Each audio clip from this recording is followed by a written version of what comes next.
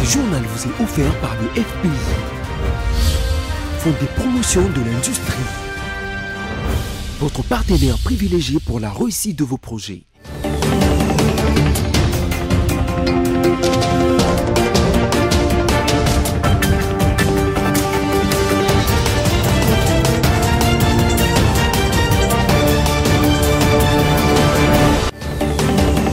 C'est l'heure du journal sur BCTV, en voici le titre. Denis Kadima, président de la Commission électorale nationale indépendante, a présenté le nouveau logo de cette institution d'appui à la démocratie ce lundi 16 mai 2022 à Béatrice Hôtel. Le tout-puissant Mazembe Anglebert a été battu et éliminé par la Renaissance sportive de Berkane que dirige Jean-Florent Ibenge sous le score de 4-1 le dimanche 15 mai dernier au stade de Berkane lors de la demi-finale retour de la Coupe de la Confédération africaine. Encore une fois de plus, bienvenue à tous.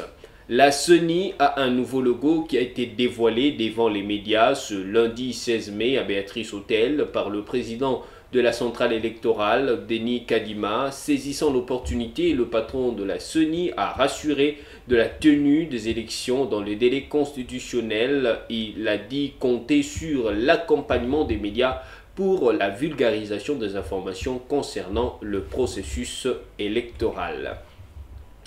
Et puis, les inspecteurs de l'enseignement primaire, secondaire et technique de la ville-province de Kinshasa vont déclencher une grève d'ici le 30 mai et ils vont boycotter les épreuves préliminaires de l'examen d'État selon une décision de l'Assemblée générale de l'EPST. Le gouvernement congolais a jusqu'au 30 mai pour régler les litiges des enseignants pour éviter cette fameuse grève. L'entrée de l'AFDEL à Kinshasa va totaliser 25 ans ce mardi 17 mai 2022. Cet anniversaire nous donne la chance de parler de l'AFDEL sous l'angle géopolitique et pour l'héritage de Mzee Laurent-Désiré Kabila à la tête du pays. La rédaction de BCTV vous propose à cette occasion cet éditorial. C'est ce mardi 17 mai 2022 que la prise de Kinshasa par l'Alliance des forces démocratiques pour la libération du Congo, AFDEL en sigle, va totaliser 25 ans.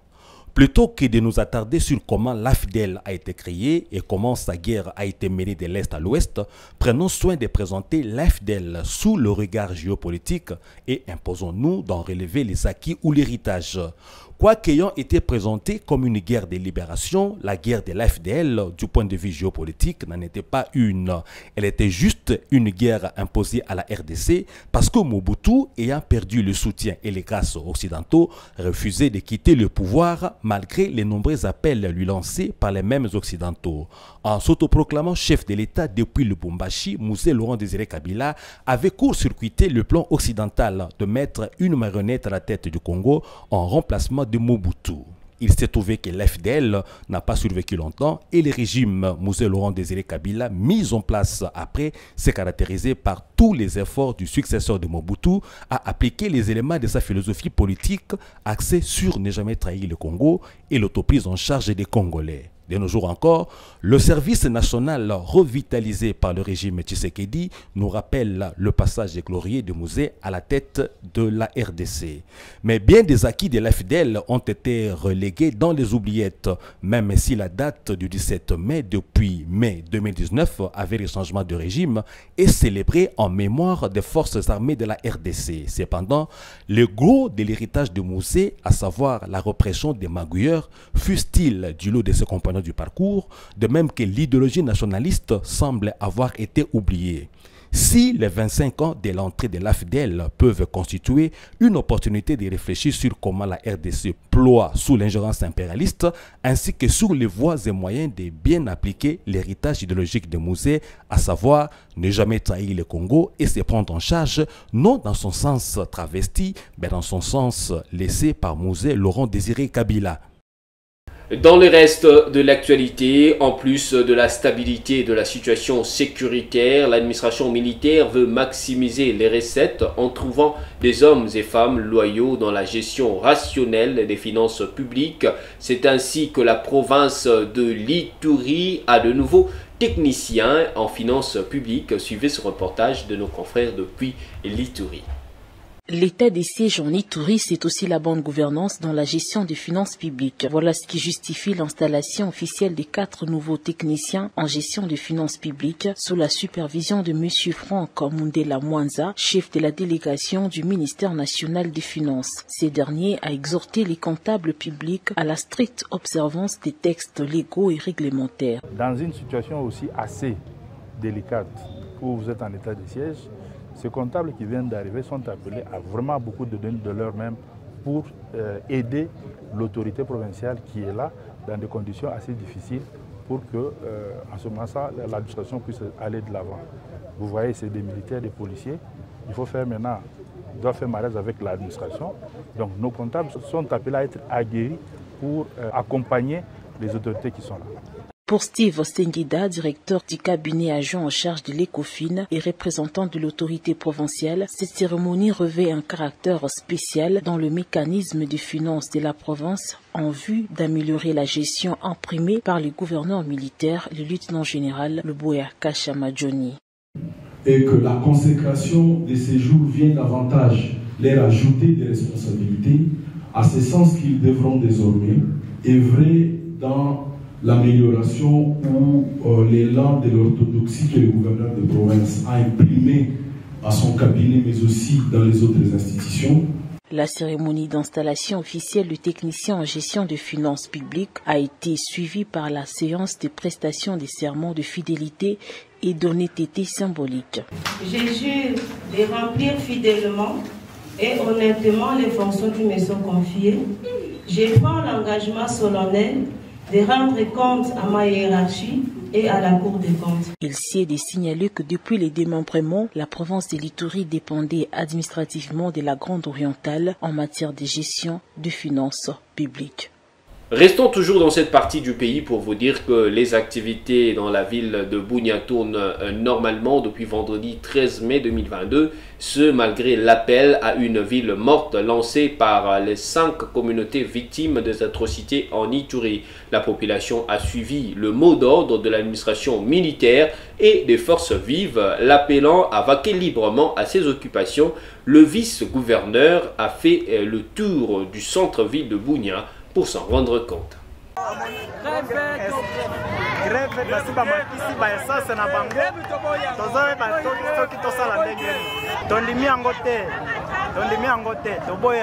C'est un vendredi comme tous les autres en ville de Bunia, chef-lieu de l'Ituri. La population a normalement vaqué à ses occupations, une manière pour elle de boycotter les mots d'ordre de ville morte décrétés par les 5 communautés victimes de Tiweri à Djougou. Boutiques, magasins, stations-service, institutions bancaires et d'autres maisons commerciales ont ouvert leurs portes.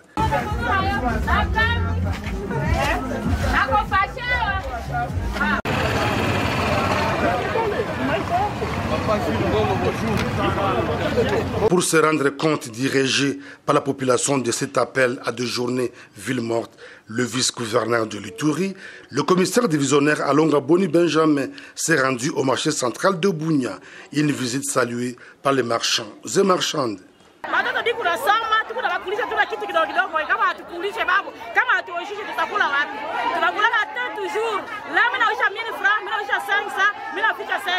Au nom de son titulaire à mission à Kinshasa, le vice-gouverneur de l'Ituri salue l'attitude de la population qui a prouvé son soutien aux forces armées à pied d'œuvre pour imposer la paix. C'est l'ensemble de la province.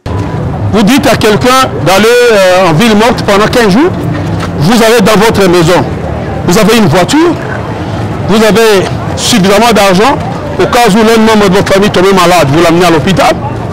Mais, par exemple, ce monsieur de la moto, c'est une moto qui appartient à un propriétaire.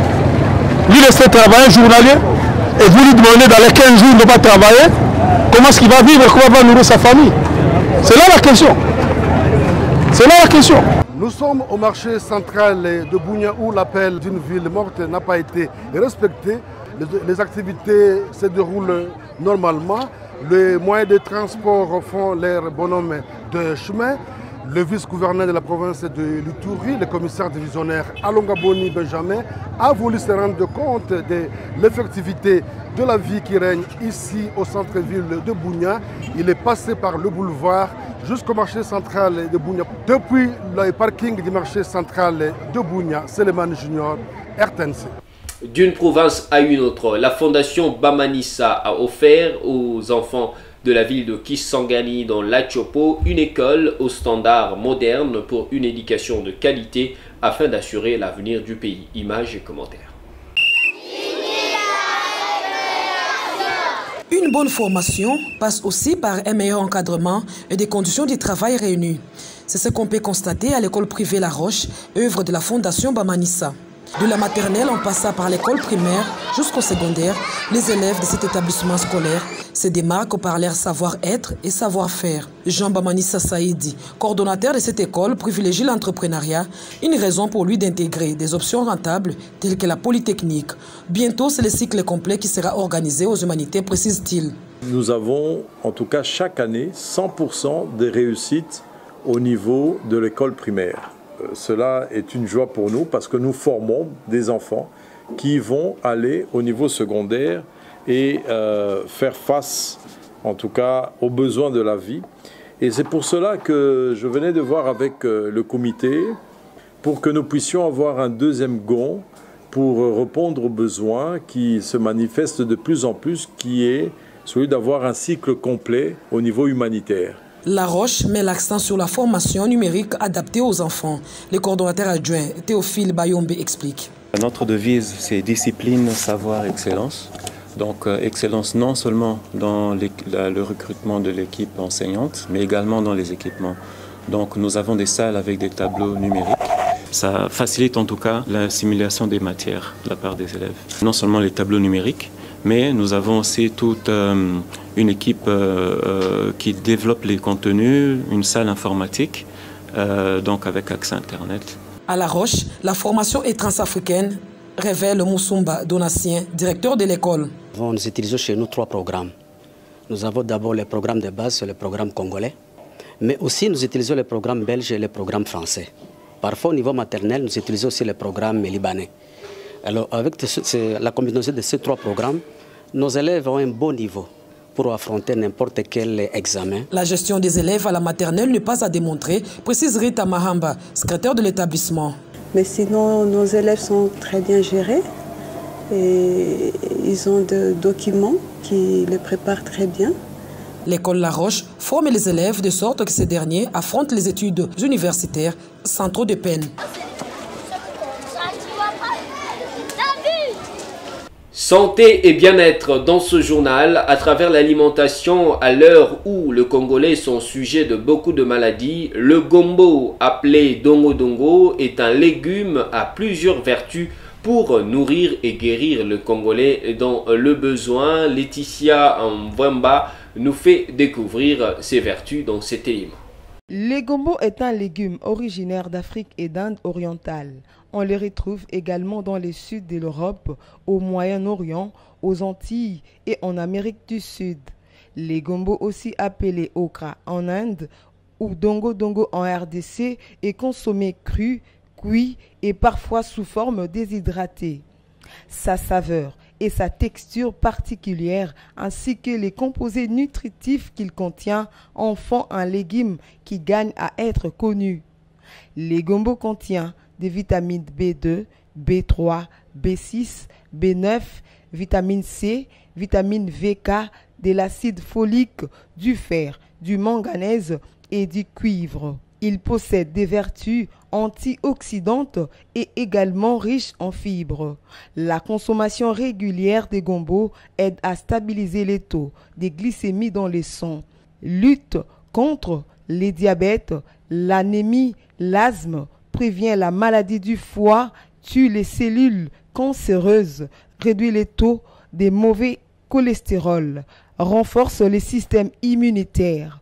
La consommation du gombo aide à prévenir aussi les maladies rénales. Les gombo soulagent la fièvre et les affections respiratoires. Il améliore la digestion et prévient la constipation. Il préserve la santé des yeux et lutte contre la fatigue.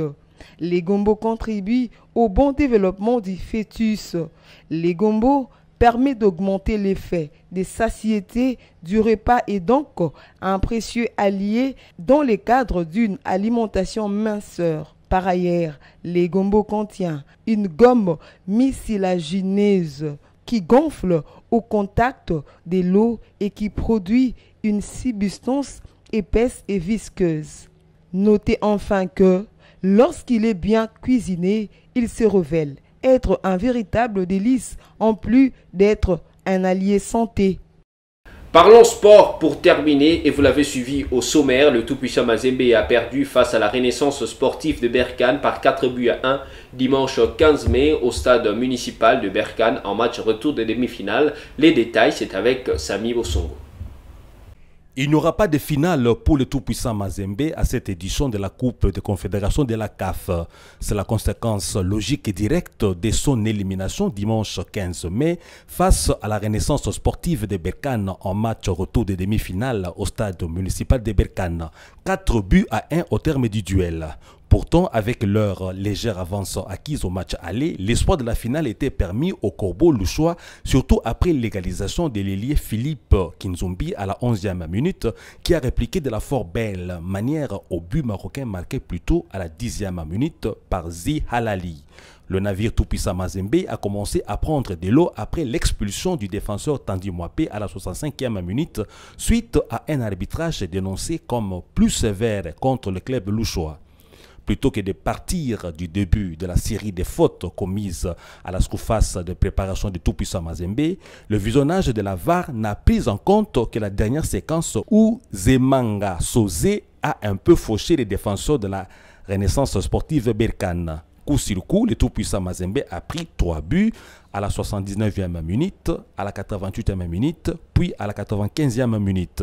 C'est ainsi que la finale de Coupe de Confédération de la CAF de cette édition mettra aux prises Orlando Pirates de l'Afrique du Sud et Renaissance sportive de Berkane du Maroc vendredi 20 mai au Godwill Stadium du Nigeria.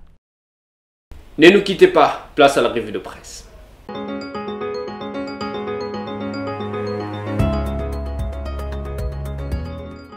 Bonjour. Interdiction en RDC des initiatives tendant à créer des changements dans les assemblées provinciales. C'est l'un des titres de Radio Kapi.net sous lesquels ce média renseigne que cette mesure du vice-premier ministre et ministre de l'Intérieur Daniel Asselo, s'adressant aux assemblées provinciales où se sont déroulées les élections des gouverneurs et vice-gouverneurs de province et qui présente la tendance à mener des initiatives pour y créer des changements. Cette mesure est mal accueillie, écrit le site onusien à l'Assemblée provinciale de Bas-Ouélé, où devait être installé ce lundi le bureau d'âge dans la perspective de l'élection de nouveaux membres du bureau de l'organe délibérant. Ces deux belles idées qui, une fois mises en musique, écrit le quotidien quinois Africa News, devraient barrer la route à la fraude électorale, ont été délibérément rejetées par les députés de l'Union sacrée de la Nation. Voilà qui a poussé les initiateurs de la proposition de loi électorale de jeter l'éponge parce que se trouvant devant un texte différent du leur. En faisant sauter ce qu'ils considèrent comme le verrou de la réforme de la loi électorale, censé décourager la tricherie, le G13 voit déjà une manière pour l'Union sacrée de la Nation de préparer le lit de la fraude électorale. C'est à lire sous le titre « Loi électorale » ces deux propositions rejetées qui risquent de troubler 2023. Covid-19 en RDC, la situation épidémiologique au Lualaba et au Haut-Katanga préoccupe le gouvernement. La République démocratique du Congo griffonne la tempête des tropiques, a détecté le même vendredi 13 mai 110 nouveaux cas de Covid-19 sur 2243 échantillons testés, dont 78 cas au Lualaba, 16 dans le Haut-Katanga, 14 à Kinshasa et 2 au Nord Kivu, indique le secrétariat technique du comité multisectoriel de riposte à la Covid-19. Selon Patrick Mouyaya, le ministre de la Santé a dit qu'il est constaté une augmentation des cas de contamination dans les provinces de Lualaba et du Haut-Katanga, qui sont des zones minières fréquentées par des ressortissants des pays qui connaissent actuellement des flambées des cas de Covid-19. Fin de cette revue de presse. Merci de l'avoir suivi.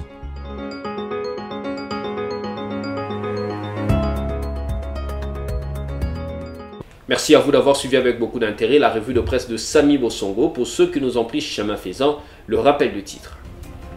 Denika Dima, président de la Commission électorale nationale indépendante, a présenté le nouveau logo de cette institution d'appui à la démocratie ce lundi 16 mai 2022 à Béatrice Hôtel. Le tout-puissant Mazembe Anglebert a été battu et éliminé par la Renaissance sportive de Berkane que dirige Jean-Florent Ibengue sous le score de 4-1 le dimanche 15 mai dernier au stade de Berkane lors de la demi-finale retour de la Coupe de la Confédération africaine. Et c'est ainsi que s'achève le journal télévisé sur BCTV. Merci à vous de nous avoir suivis de partout. Restez fidèles à nos programmes. On se retrouve la fois prochaine, toujours avec le même plaisir. Au revoir.